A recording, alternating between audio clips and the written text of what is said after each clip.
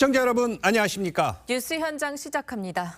음주 뺑소니 사고를 낸 가수 김호중 씨가 어제 구속됐는데요. 영상 먼저 보고 오시죠. 죄송합니다. 진심으로 죄송합니다. 그냥 강행 위해서 보호센터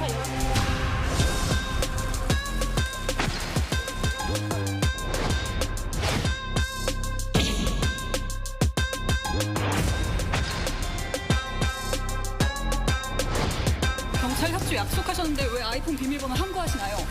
아직 많이 남아 있으니까요. 성실히 임하겠습니다. 죄송합니다.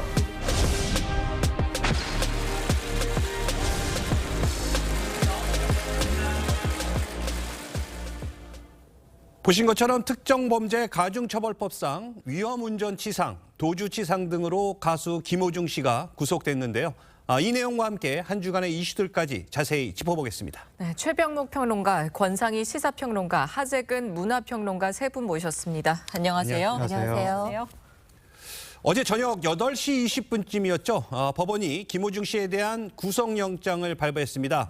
증거인멸 우려가 있다고 판단을 내린 배경엔 아무래도 김 씨 측이 사고 이후 벌인 행동들이 영향을 미친 것 같아요.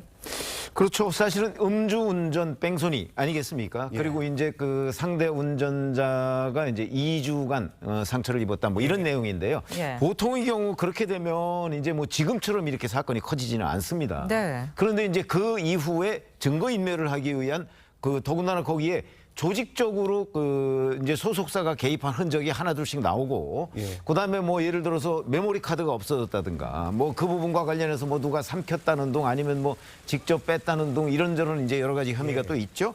그뿐만 아니고 뭐 옷을 바꿔 입었다든가, 뭐 대리 자수를 했다든가, 뭐 이 소위 이 사건의 진상을 은폐하기 위한 여러 가지 행동이 있었습니다. 사실은 이것들이 훨씬 더 큰 문제죠. 이게 바로 증거인멸이거든요. 네. 그러니까 구속영장 심사의 기준이라는 거는 사안의 중대성이라는 것도 있지만 증거인멸 부분을 가장 많이 봐요. 그런데 이 증거인멸 부분이 뭐 3중, 4중의 증거인멸 부분이 있기 때문에 네. 물론 뭐 김호중 씨가 도주할 것이다 이렇게 생각하는 사람은 없지만 이 증거인멸 부분이 워낙 그 여러 겹이 쌓여서 아마 법원도 그 이 영장을 기각하기가 어려웠을 것이다 이렇게 판단이 됩니다.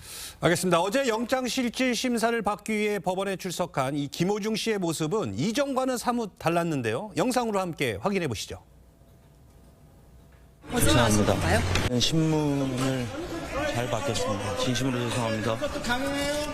메모리 카드 직접 제거하신 건가요? 사고 현장 직후에 떠나신 이유 뭔가요? 공연 강행은 왜 하신 건가요? 죄송합니다. 공연 강행 위해서 구속심사 연기 신청한 거 맞나요? 죄송합니다. 사실 말씀 있으신가요?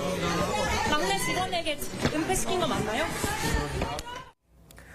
네, 보신 것처럼 양복 차림에 허리를 굽히면서 연신 뭐 죄송하다 이런 말을 했는데 이 모습 어떻게 보셨습니까? 일단 뭐 취재진들이 지금 보셨다시피 여러 가지 질문들을 쏟아내지 않았습니까? 네네. 거기에 대해서 정확하게 해명을 내놓진 않았지만 연신 죄송하다라는 목소리를 7차례에 거쳐서 냈습니다. 네. 그런데 지난 이 경찰에 출석했던 당시를 보면 사실 취재진을 피하기 위해서 지하 주차장으로 갔고 그리고 경찰 조사가 3시간 만에 끝났는데 6시간 동안 취재진과 만나기 싫다고 또 버티지 않았습니까? 맞아요. 그때의 모습과 이번에 이 법원에 출석한 모습 상당히 다르다라고 볼 수 있는 건데 사실 우리가 흔히 유명인들이 경찰이나 검찰 조사 출석할 때의 모습과 또 재판부를 만날 때의 모습이 다른 모습 여러 차례 뭐 보도를 통해서 보지 않았습니까? 예. 김호중 씨의 모습도 이와 다르지 않다라는 생각이 듭니다. 그러니까 경찰 조사에 임했을 때는 어느 정도 구속을 피할 수 있을 거라는 자신감이 있지 않았나라는 생각을 할 수밖에 없는 게 취재진과 만난 자리에서 죄인이 무슨 얘기를 하겠습니까라는 취지로 얘기를 했는데 네. 얼굴 표정을 보면 굉장히 여유로워 보이기도 하고 약간의 옅은 미소까지 감지할 수 있었거든요. 예, 예. 과연 그 미소의 의미가 뭔지는 잘 모르겠습니다만 어제는 시종일관 심각한 모습을 보였어요. 그러니까 재판부의 판단은 중요하고 조사는 판단만큼 중요하지 않다라고 생각한 건지 모르겠는데 이 사건이 굉장히 지금 중차대하게 확대되지 않았습니까? 맞아요. 사건을 바라보는 김호중 씨의 진정성을 의심할 수밖에 없는 장면이지 않나라는 생각을 해봅니다. 네. 알겠습니다. 어제 심사 과정 중에 있었던 일도 지금 화제가 되고 있습니다. 이 영장을 심사한 판사가 이 김호중 씨에게 똑같은 사람인데 김호중은 처벌받으면 안 되고 막내 매니저는 처벌받아도 괜찮은 것이냐 이렇게 크게 질책을 했다고 해요. 네, 판사가 김호중 씨를 말씀하신 대로 질책을 했다는 거예요. 그러니까 김호중 씨가 사고 직후에 자기 대신에 허위로 자수를 해달라고 막내 매니저한테 부탁을 했다는 겁니다. 전화를 해서. 네. 그 사실이 아마 이제 확인이 된 것 같습니다. 처음에는 뭐 일각의 주장이다 뭐 그런 식으로 나왔었는데 네네. 사실로 확인이 된 것 같습니다. 그러니까 판사가 그거를 이제 들면서 모두가 같은 사람인데 김호중을 위해서 힘없는 사회 초년생 막내 매니저는 처벌을 받아도 되는 것이냐 이렇게 질책했다고 하는 건데 그 매니저가 22살이라고 합니다. 근데 그런 22살 난 사회 초년생한테 김호중 씨가 자신의 죄를 덮어 씌우려고 한 것이냐 라고 이제 판사가 질책을 했다고 한 건데 근데 여기서 좀 생각해 볼 만한 지점이 네네. 지금 김호중 씨가 다투고 있는 혐의 중에 하나가 범인 도피 방조에 대해서 김호중 씨가 다투고 있거든요. 예. 나는 범인 도피에 대해서 몰랐다라고 주장을 하고 있거든요. 아. 예. 근데 여기서 이제 판사가 이 질책을 한 근거가 막내 매니저한테 나 대신 허위로 자수해달라고 부탁을 했다는 거잖아요. 김호중 네. 씨가 직접요. 김호중 씨가. 오. 그러면 이미 그러니까 범인 도피에 대해서 여기서 교사를 하려고 시도를 했다는 의미가 되는 거잖아요. 그럼 이렇게 했던 김호중 씨가 그 이후에 벌어진 범인 도피에 대해서 과연 아무것도 몰랐을 것이냐 이러한 의문점이 생기고 있는 것 같습니다. 네, 당시 막내 매니저는 겁이 난다면서 이 김호중 씨의 요구를 좀 거절한 것으로 알려지고 있거든요. 그렇죠. 그래서 이제 그 소속사에서 다른 매니저한테 대리자수를 시킨 걸로 지금 조사가 돼 있습니다. 네. 근데 이제 잘 아시다시피 이 막내 매니저가 사회 초년생이에요. 네. 그런데 이게 만약에 본인이 뭐 그대로 될 리도 없겠지만 본인이 만약에 대리자수를 해서 정말 범인인 것처럼 만약에 이 사건이 마무리된다고 한번 생각을 해보세요. 네. 이러면 본인한테 범죄 혐의, 이른바 전과라는 게 생기는 거잖아요. 22살에 아마 그런 부분도 있고 그리고 본인이 하지 않은 일에 대해서 아마 그 경찰에 가서 대리자수를 했을 경우에 경찰이나 검찰 단계에서 추궁을 하면 아마 본인이 버티기가 쉽지 않았을 거예요. 이게 이제 흔히 얘기하는 사회 초년생이 저런 데 가서 이 대응하는 방법 같은데 아무래도 익숙하지 않을 거거든요. 네네. 그렇기 때문에 아마 굉장히 젊은 사람으로서 겁이 좀 났던 것 아닌가. 그걸 솔직하게 표현을 했던 것으로 보여요. 그러니까 처음부터 보면 사실은 그런 막내 매니저한테 허위자수 뭐 이런 거를 요구하려고 하는 것이 김호중 씨 자기 개인 생각이냐 아니면 소속사 대표의 생각이냐 뭐 이거는 이제 좀 더 밝혀져 봐야 되겠지만 어찌됐든 간에 그 발상 자체가 저는 굉장히 무모했다고 봅니다. 그것들이 어찌 보면 김호중 씨한테 구속영장을 발부하게 만든 여러 요인 중에 하나가 됐다. 자승자박이다. 저는 이렇게 생각합니다. 알겠습니다. 자, 무모한 행동이었다 이렇게 얘기를 해주셨는데 이 영장심사의 핵심 쟁점은요. 이 김호중 씨의 수사 협조 여부와 함께 이 증거인멸과 도주 우려 여부였습니다. 특히 김 씨는요, 이 압수된 아이폰 세대의 비밀번호를 사생활을 이유로 경찰에 알려주지 않고 거부했다고요? 네, 그렇습니다. 지금 김호중 씨의 휴대전화 3대인데요. 2대는 김호중 씨 명의인 것으로 알려졌고요. 한 대는 김호중 씨 모친의 명의인 것으로 알려졌습니다. 휴대전화 이미 제출 경찰이 요구를 했는데 여기에 대해서 거부를 했죠. 이 아이폰 3대가 압수가 됐는데 중요한 건 사실 아이폰의 경우 지금 사용하고 있는 사용자가 비밀번호를 알려주지 않으면 디지털 포렌식이 상당히 어렵습니다. 네. 그렇기 때문에 사실 김호중 씨의 입에 이 지금 아이폰 이 관련해서 내용물을 경찰이 확보를 할 수 있을지 없을지 여부가 담겨져 있는데요. 네네. 일단 법원에서 목소리를 내기로는 지금 사생활 때문에 이 비밀번호 제공할 수 없다라는 취지로 목소리를 냈어요. 그런데 지금 관련된 이 사건이 공적인 업무를 수행하다가 발생한 사건입니까? 사생활이죠. 예. 그러니까 뭐 지금 법원에서 구속영장 청구 허가를 할 수밖에 없었던 게 이렇게 지금 앞으로의 행보가 예측되는 지점이란 말이에요. 그러니까 앞으로 이 증거인멸뿐만 아니라 수사협조 가능성이 낮다라고 봤기 때문에 구속영장이 청구된 것으로 보입니다. 네, 그런데 경찰은 사고 직전에 그러니까 김 씨가 유흥주점에서 집으로 돌아간 뒤에 다시 차를 끌고 나오는 CCTV를 확보했습니다. 이 영상을 함께 보시면요. 주차장에서 김호중 씨가 좀 비틀거리면서 좀 그 차에 올라타는 모습이 좀 담겨 있습니다. 물론 저게 뭐 무조건 음주를 했다 이렇게 말을 할 수 없겠지만 음주 정황은 좀 뒷받침할 수 있는 근거는 될 수 있을 것 같거든요. 근데 김 씨는 저기에 대해서 평소에도 제가 좀 비틀거리면서 걷는다면서 과거 영상까지 제출을 했어요. 예. 어떻게 보셨어요? 그러니까 김호중 씨가 발목 상태가 굉장히 안 좋거든요. 그래서 모르겠습니다. 좀 평소에 중심을 잘 못 잡았을 가능성이 있긴 한 것 같은데 지금 문제는 김호중 씨가 다투고 있는 두 가지 혐의가 첫째는 아까 말씀드린 범인 도피 방조에 대해서 다투고 있고 두 번째가 위험운전 치상 혐의에 대해서 지금 다투고 있거든요. 네. 근데 그 위험운전 치상이 성립이 되려면 김호중 씨가 운전을 제대로 못할 정도로 만취했다는 게 증명이 돼야 되는데 그러니까 김호중 씨는 나는 그날 그렇게 만취하지 않았다라고 과거 영상까지 제출을 한 것 같습니다. 근데 문제가 김호중 씨가 그 경찰에서 진술할 때 그날 사고 당일에 소주를 10잔 이내로 마셨다라는 취지로 진술했다고 하는데 예. 근데 그 이후에 유흥주점 종업원들이 김호중 씨가 소주를 한 서너 병 마셨다라고 진술했다고 지금 이야기가 나오고 있거든요. 그러면 술을 마신 양에서 큰 차이가 나는 거잖아요. 이렇게 되면 재판부 입장에서는 김호중 씨가 아직까지도 음주는 인정했을지 몰라도 위험운전 치상을 무죄를 받기 위해서 아직까지도 음주량에 대해서 속이려고 하는 것이 아니냐. 그런 또 의심을 가질 수가 있게 되는 것이고 그런 의심 때문에 증거인멸 우려가 자연스레 따라붙게 되면서 구속결정까지 나온 것이 아닌가라고 생각이 되는데 그렇게 유흥주점 이 종업원들이 뭐 소주 서너 병 마셨다 이런 얘기를 하고 있는 상황에서 거기에 대해서 정확하게 지금 해명을 해야 되는데 이렇게 과거에도 비틀거렸다 영상 제출하고 이런 모습들이 조금 재판부한테는 안 좋은 심증을 형성하게 영향을 미치지 않았을까 그러한 느낌도 듭니다. 알겠습니다. 자, 김호중 씨가 받고 있는 혐의 한번 정리를 해보겠습니다. 일단 특정범죄 가중처벌법상 위험운전치상과 도주치상, 또 사고 후 미조치, 범인 도피 방조 등 총 4개입니다. 네. 범인 도피 교사와 이 증거인멸 등의 혐의를 받는 이 소속사와 대표, 또 본부장도 구속이 됐는데 이 김 씨의 은폐 관여 여부에 따라서 이 처벌 수위가 또 달라질 수 있겠네요. 그렇죠. 아니 본인이 주도적으로 했느냐? 그러면 이제 그때 뭐 주범, 뭐 그 방조범, 뭐 공범 이런 것들이 이제 분류가 돼요. 네. 근데 지금까지 이제 언론 보도로 나온 걸 보면 소속사의 그 이런저런 아마 의견을 듣고 또는 본인 독자적으로 뭔가 그 뭐 지시를 하거나 아니면 막내 매니저한테 아까 예. 전화를 했다든가 뭐 이러지 않았을까? 물론 수사를 좀 더 해봐야 되지만 그랬을 경우는 아마 소속사 대표하고 김호중 씨 뭐 이 사람들이 다 어떤 조직적인 공범 관계에 있을 가능성 뭐 그게 제일 높을 거라고 보여요. 그러나 이제 그런 부분은 앞으로 가려지겠죠. 김호중 씨가 어디까지 관여했는지, 아니면 김호중 씨는 그냥 단순하게 그 소속사 대표의 뭐 지시를 받고 그대로 이행한 것에 불과한 것인지. 그런데 현재까지의 언론 보도를 종합해 보면 아마 공범이 될 가능성이 가장 높지 않을까 저는 이렇게 봅니다. 그 부분은 이제 그 앞으로 수사에서 조금 더 진전이 있으면 알게 될 겁니다. 오늘 이제 어제 구속이 됐으니까 예. 앞으로 이제 열흘간 그리고 이제 좀 필요하면 열흘 더 연장해서 구속 수사를 할 수 있거든요. 예. 아마 그 동안을 좀 지켜봐야 되겠습니다. 어제 서울에선 김호중 씨 콘서트가 예정돼 있었는데요. 구속영장이 청구되면서 김호중 씨의 공연 출연 이거는 지금 불발된 것 같아요. 네, 그렇습니다. 23일에는 공연에 참석을 했어요. 그래서 한 30분 정도 공연을 한 것으로 알려졌습니다. 그리고 어제는 뭐 다들 아시겠지만 공연에 참석할 수 없었던 그런 상황이지 않았습니까? 예. 사실 23일 공연도 무리수를 뒀던 공연이라고 생각이 되는데요.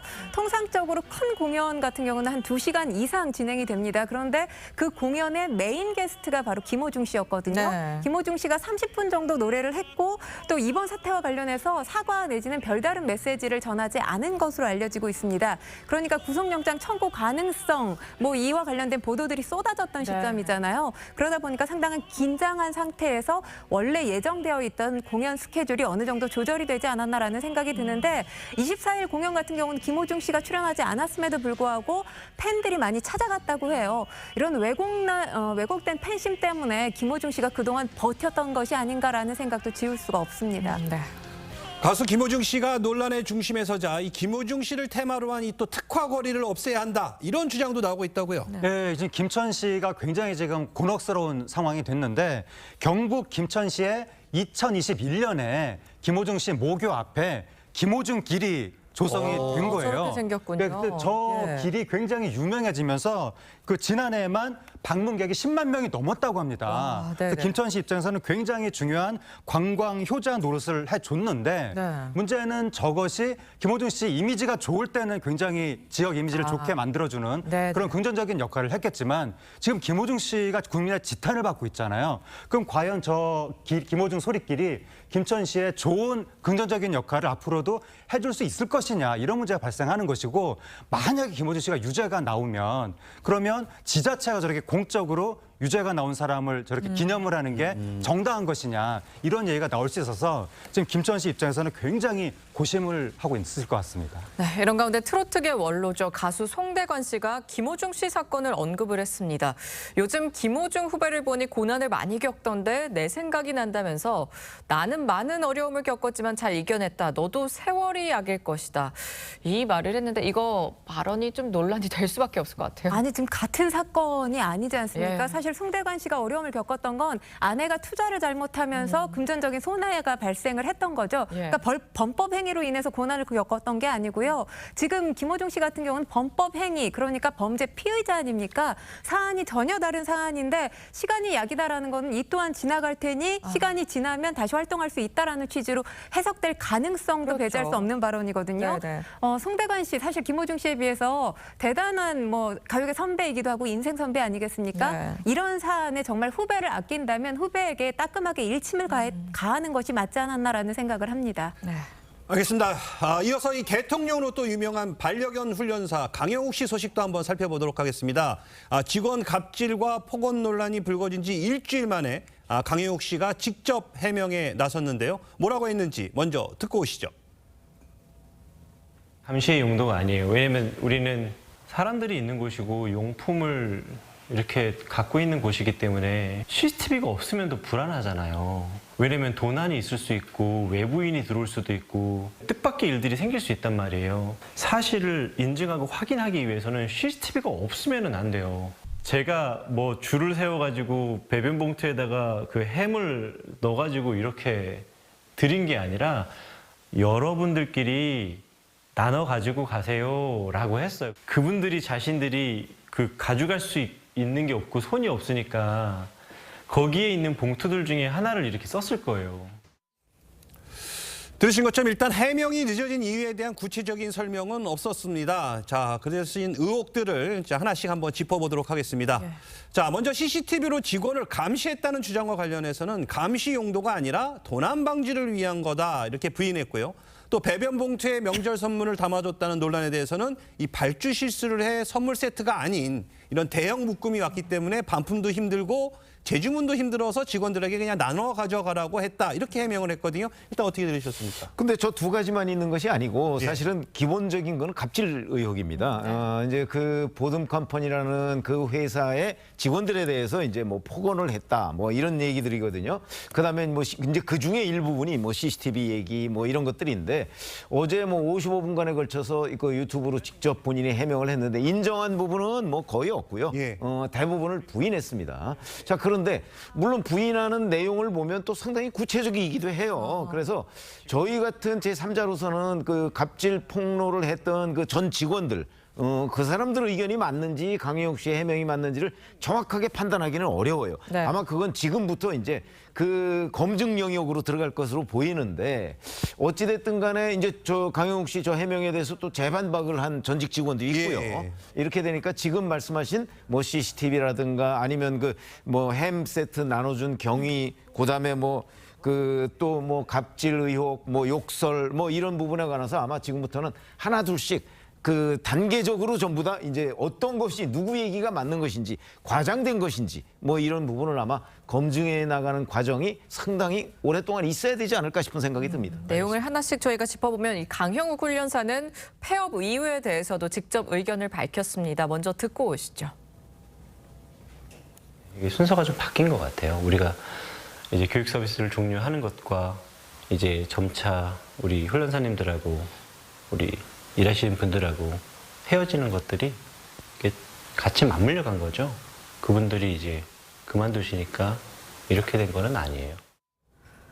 네, 이 폐업 이후에 대해서는 직원들이 그만둬서가 아니다 이렇게 강조를 했는데 이게 주장이 좀 얼마나 신빙성이 있다고 보십니까? 그 이제 그 폐업 이유에 대해서 일각에서 강영욱 씨가 직원들한테 갑질을 해서 직원들이 그에 못 견뎌서 그만두니까 그에 따라서 폐업하게 됐다. 이런 주장이 났었다는 예. 거예요. 예. 근데 지금 강영욱 씨가 하는 얘기는 직원들이 그만둬서 어쩔 수 없이 갑자기 폐업하게 된 것이 아니라 이미 7개월 전부터 전화를 돌렸다 폐업하기로 한다고. 그러니까 이거는 객관적인 사실관, 그러니까 이게 근거가 확인이 될 수가 있는 거잖아요. 네, 7개월 전에 전화를 돌렸다고 했으니까 그거는 그 사실을 확인해 보면 아마 우리가 진실을 알 수 있지 않을까. 그다음에 또 이제 의혹이 제기가 됐던 것이 폐업이 결정된 이후에도 신규 회원을 받으면서 큰 돈을 챙긴 거 아니냐.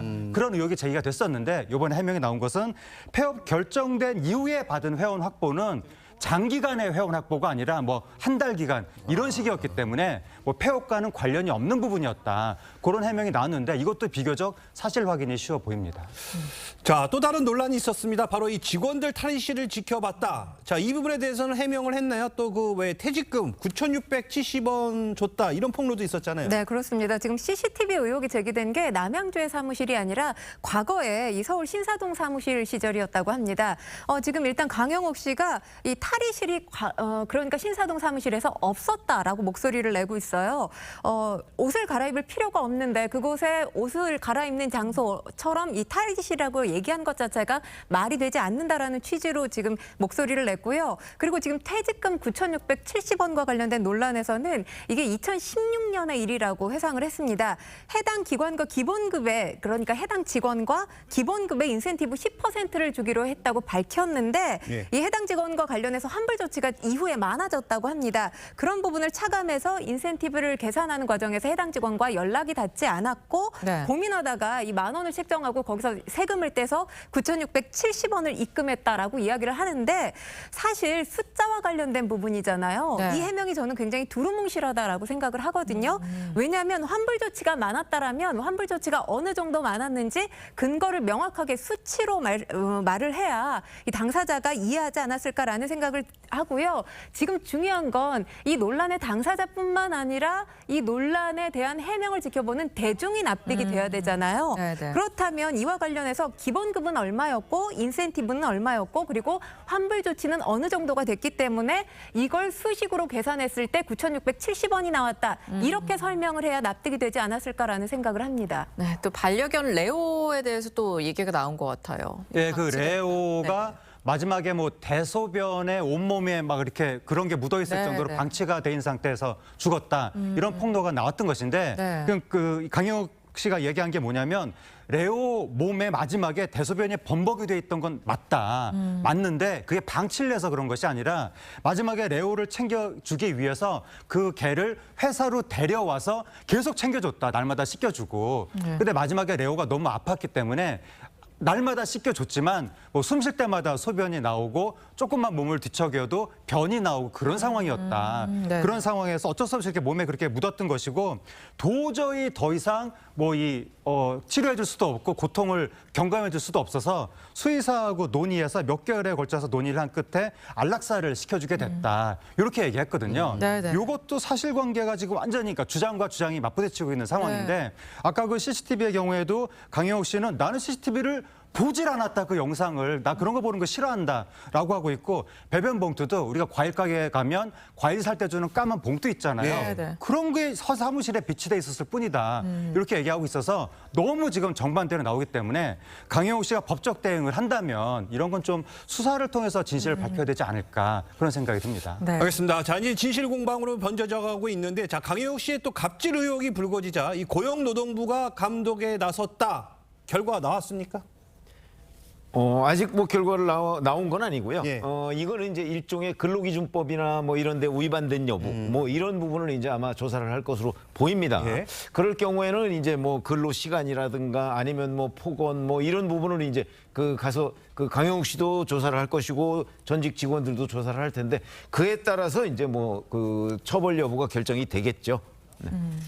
네, 강영욱 씨는 비방과 허위 사실에 대해서는 법적 대응에 나설 거다 이렇게 밝혔는데 법적으로 가게 되면 지금 주요 쟁점들이 뭐가 될까요? 일단은 지금 비방 허위 사실이라고 한다면 지금 강영욱 씨가 일단 논란에 대해서 반박하는 해명을 내놨잖아요. 네. 여기에 대해서 또 재반박이 있을지 진실 공방 여부 좀 지켜봐야 될 것 같은데 네네. 모욕죄 또는 명예훼손죄 여부와 관련해서 소송이 이루어지지 않을까 이렇게 예측해 볼 수 있을 것 같습니다. 그리고 중요한 건 지금 이게 진실 공방으로 넘어가게 되면 이 말이 맞다 저 말이 맞다 이 말만을 믿을 수가 없는 상황이잖아요. 이 폭로를 한 전 직원이나 폭로에 대해서 반박한 이 강영욱 씨나 관련해서 녹취나 문서, CCTV 영상 등이 남아 있다면 증거로 명확하게 지금 보여줘야 대중에게 보다 더 설득력을 크게 얻을 수 있지 않을까 생각합니다. 알겠습니다. 다음은 이 빅뱅의 전 멤버죠. 이 승리 씨 관련 소식을 한번 짚어보도록 하겠습니다. 최근 버닝썬 사건을 재조명한 이 BBC 다큐멘터리 방영 이후 지난해 출소한 이 승리 씨의 근황 소식이 또 화제가 되고 있습니다. 홍콩에서 클럽 개장을 준비 중이라고요? 이제 그러한 주장이 나왔는데 홍콩의 현지 매체들이 그렇게 보도를 했다는 거예요. 예. 승리 씨가 최근에 홍콩에 부동산을 매입했다. 뭐 침사추이 동부에서 사업을 계획하고 있다. 이런 식의 이제 보도가 나왔다고 합니다. 근데 승리 씨가 과거에도 빅뱅 활동보다 사업가로서의 활동을 더 선호했다는 얘기가 있었거든요. 예. 그러니까 사업에 대한 굉장한 열정과 그런 비전이 있었다. 그래서 지금도 사업가로 재기하려고 하는 것이 아니냐. 홍콩에서 네. 그러한 주장이 나오게 된 겁니다. 네, 현지에서 부정적인 반응이 쏟아지니까 홍콩 정부가 지금 진화에 나섰거든요. 정부 대변인은 전직 한국 연예인에게서 비자 신청을 받은 적이 없다 이면서 적격한 사람만 승인되도록 하겠다고 밝혔는데 승리라고 좀 이름을 말한 건 아닌데 그래도 앞으로 뭐 비자를 내주지 않겠다 이렇게 해석을 할 수도 있어요. 최근 논란이 된 전직 연예인은 이제 승리라고 보여지죠. 예. 그 BBC 다큐멘터리에서 그렇게 보도를 했으니까. 네네. 그러니까 문제는 그런데 사실 홍콩 같은 경우는 우리가 그 90일간은 그냥 비자 없이 여행할 수 있거든요. 예. 그러니까 거기에서 만약에 그 승리 씨가 뭔가 뭐 클럽 같은 걸 열어서 그 어떤 그 사업을 하기 연예 활동 위해서. 사업을 예. 하기 위해서는 다른 종류의 비자를 받아야 예. 돼요. 이제 그 비자를 자기네들이 게이트키핑이라고 얘기를 했잖아요. 그러니까 정확하게 사전 검열을 좀 하겠다 이런 뜻이거든요. 네. 왜냐하면 그냥 정상적인 그 사람이 사업을 하는데 그걸 못하게 할 수는 없거든요. 그리고 이제 사업을 하는 와중에 여러 가지 불법 행위가 발견되면 그걸 처벌할 수는 있어도 불법 행위가 있을지 없을지 모르는 상황에서 아예 그거를 처음부터 막겠다? 그거는 그 아무리 홍콩 정부지만 쉽지는 않을 것으로 보여요. 그리고 이제 이게 사업을 뭐 구상하고 있다 이 자체가 현재로서는 그냥 언론 보도에 그쳤어요. 그리고 홍콩에 뭐 샀다는 게 사실은 지금 현재 산 거는 주택이에요. 그러니까 무슨 그 영업장을 산 게 아니에요. 그러니까 좀 상황을 지켜봐야 될 것 같습니다. 알겠습니다. 이 버닝썬 게이트의 또 다른 핵심 인물이죠. 이 가수 정준영 씨에 대한 이 관심이 또 높아지고 있는데 해외로 또 이민 중이라고요? 네, 그렇습니다. 사실 승리 씨와 다르게 정준영 씨 근황이 잘 알려지지 않았는데요. 네네. 일각에서는 정준영 씨가 최근 음악 관계자들이랑 만나서 음악 활동 계속해서 이어나가고 싶다 이런 목소리를 냈다 이런 보도도 있었습니다. 그런데 지금 관련해서 지상파 방송 기자분이 이 해외로 이민을 준비하고 있다 이렇게 목소리를 냈습니다. 뭐 이민을 준비하고 있는 건지 아니면 그 이후에 또 음악 관련된 또 무대에 서겠다고 또 의사를 타진하는 건지는 아직 확실하게 알 수는 없지만 만약에 다시 대중 앞에 서고 싶다면 사실 법적 처벌을 다 받았다고 우리가 이 사건을 잊고 있는 건 아니지 않습니까? 네네. 대중의 용서가 전제되어야 되지 않을까 싶습니다. 알겠습니다. 세 분과는 여기서 인사 나누겠습니다. 수고하셨습니다. 감사합니다.